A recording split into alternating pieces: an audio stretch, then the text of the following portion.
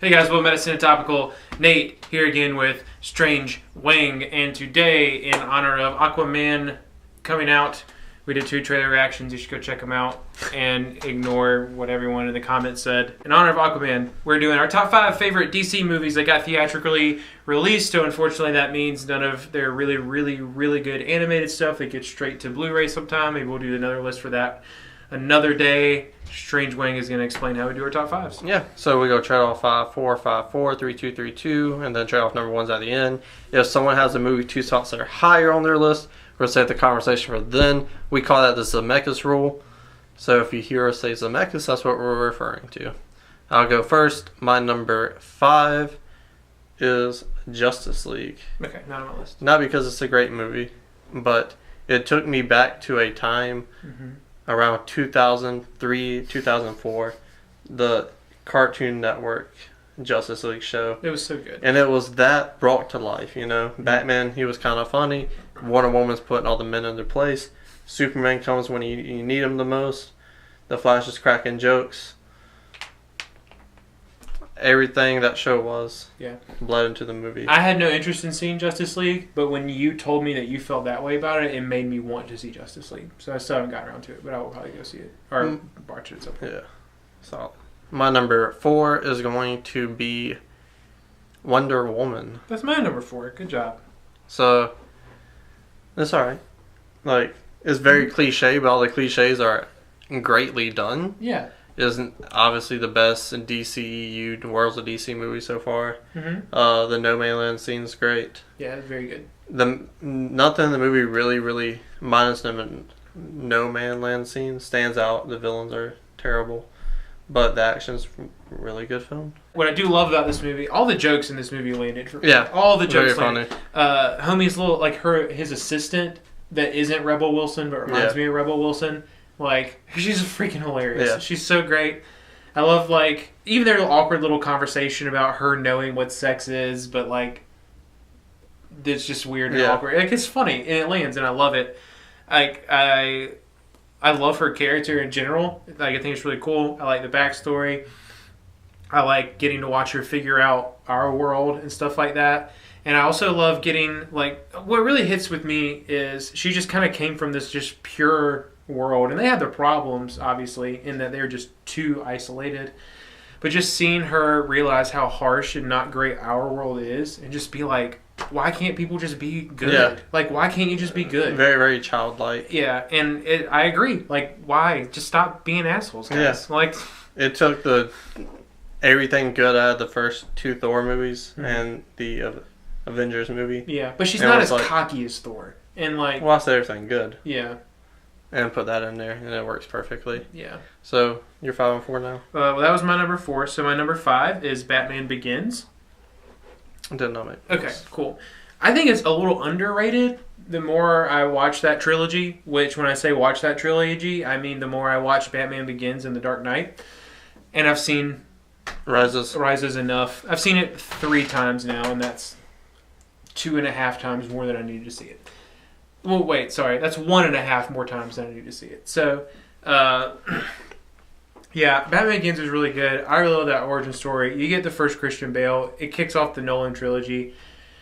I really like Ra's or Ra's al Ghul, however you want to pronounce it. It's up to you. You know, whatever. I really like just how he is behind everything and all that kind of, like, the League of Shadows and their role and stuff is really interesting to me.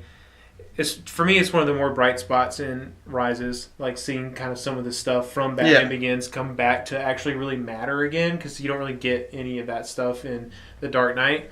But yeah, getting to see him kind of come into that character, realize what Gotham needs him to be, and all that kind of stuff. I really like Cillian Murphy's Scarecrow. Like, I really like that character. Yeah.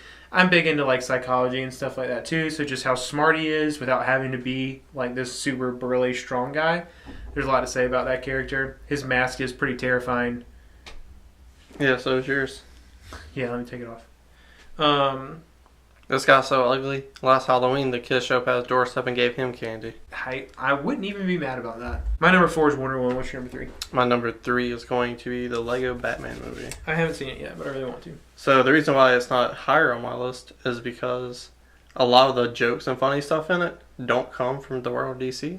You got Harry Potter, you got Lord of the Rings, you got Gremlins in there. You got a whole bunch of stuff like a Lego movie does, thrown all together. But you basically just get a Batman parody, top from bottom, making fun of everything that's ever happened in the franchise, ever.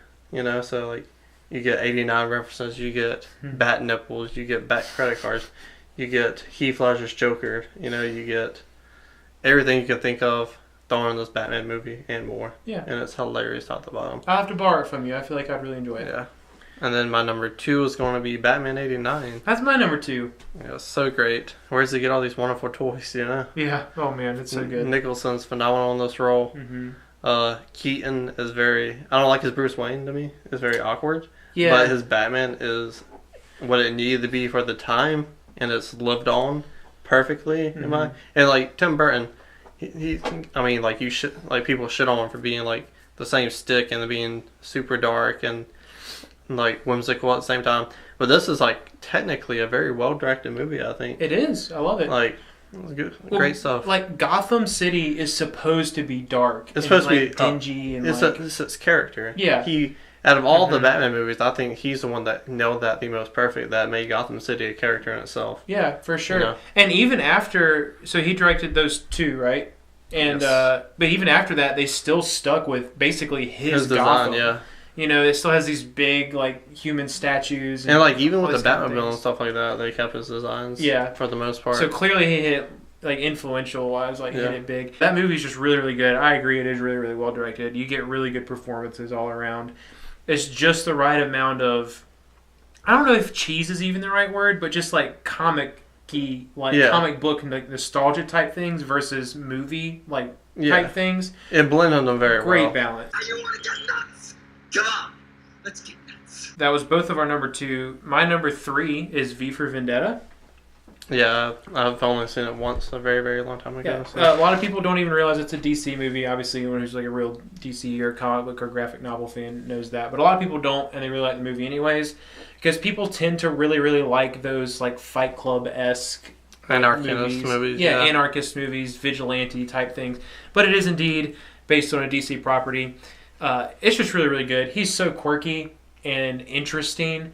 And what I really, really love about that character is, so we have, you know, the DC movie universe, and the MCU has obviously been cranking for a while. And I read stuff all the time about them, like fans are upset about certain costume changes that they do in the movies from the comic books a lot of times, and the changes get made because the studios pay for these big name actors and stuff, and it's like we paid for Robert Downey Jr., we paid for Jason Momoa, we paid for like all these people, so we have to show their face, so we have to figure out how to work superhero costumes around actors' faces. You don't see his face the whole time. Like V stays in that mask the whole time. In fact, everyone else ends up in the mask. So you haven't seen it, right? I remember everyone ends up in the mask on the 4th of November. Yeah. 5th of November. So it does not change how menacing he is. Like it was perfect for that character because we didn't need a star to carry it, and it was just exactly. Viggo Mortensen, he plays on enough stuff.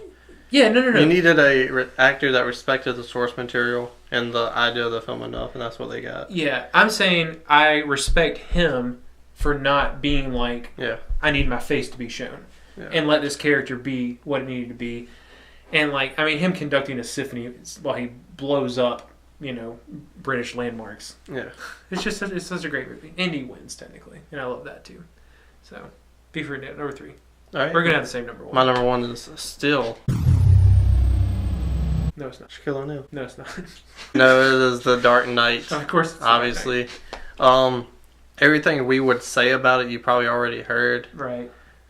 Joker. Yeah, perfect. Practical effects. Dialogue, mainly for the Joker. Everything about this movie is great, top to bottom. You take the mask, you take the face paint off, you have a phenomenal crime drama. So, leaps and bounds.